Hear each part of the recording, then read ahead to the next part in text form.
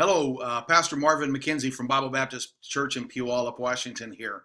I've been doing some thinking about humility and the need of being humble in the world in which we live. We almost live in a society that exalts, that lifts up, and that values pride and to think of ourselves more highly than we ought. The Bible tells us that we ought not think more highly of ourselves than we ought to, and that we ought to instead measure ourselves by our faith. And sometimes we measure ourselves by all kinds of different standards. Sometimes it might be the amount of money that we have. We have more money than someone else, and we gather worth out of that. Or we have more education than someone else, or we have more talent than someone else, or we own more things than someone else, or we have a better social standing, social rank than someone else. And we measure ourselves by these kinds of standards. And the Bible says by doing that, we're not being wise. And the reason for that is this: God resists pride,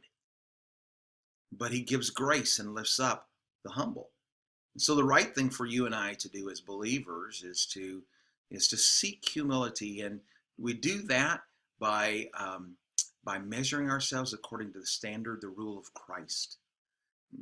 The more godly we become, the better. And if we measure ourselves according to Christ, we're going to see that we always have room for improvement, and therefore room to be humble.